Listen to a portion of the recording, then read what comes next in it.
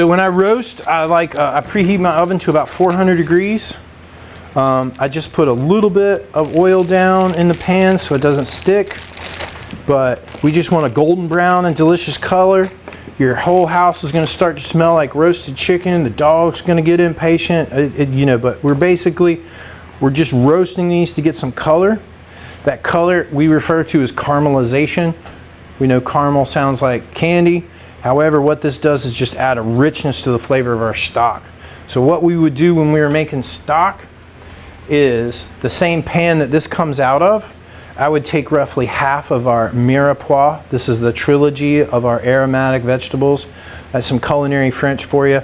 But onions, carrots, celery, this is about the appropriate ratio. You want half carrots, half celery, and the other rest onions.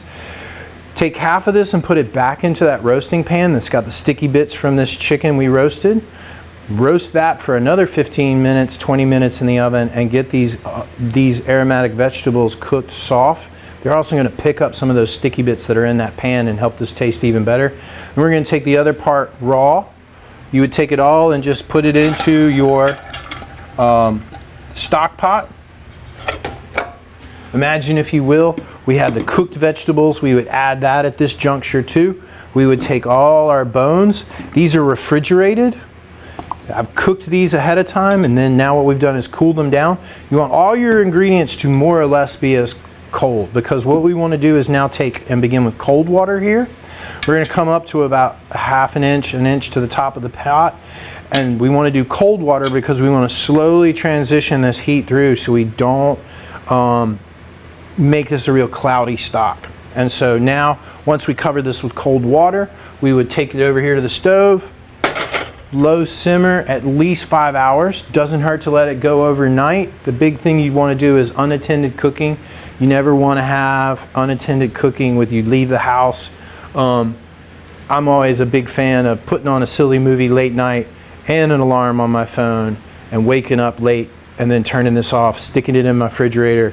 That's my little trick for getting a good 5-6 hours of cook time on one of these without having to sit over here and monitor that pot. You don't want it to come to a rolling boil, but just a nice little simmer, good little bit of steam, the occasional bubble.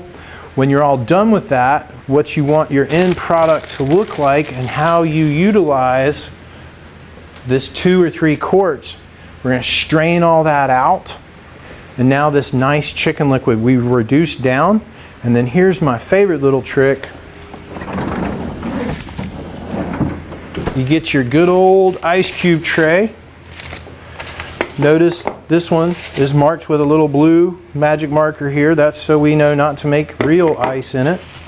But I'm going to take that chicken stock and I'm going to create perfect little portions in here. So when I need to flavor some green beans or a batch of rice, I got a perfect little chicken cube.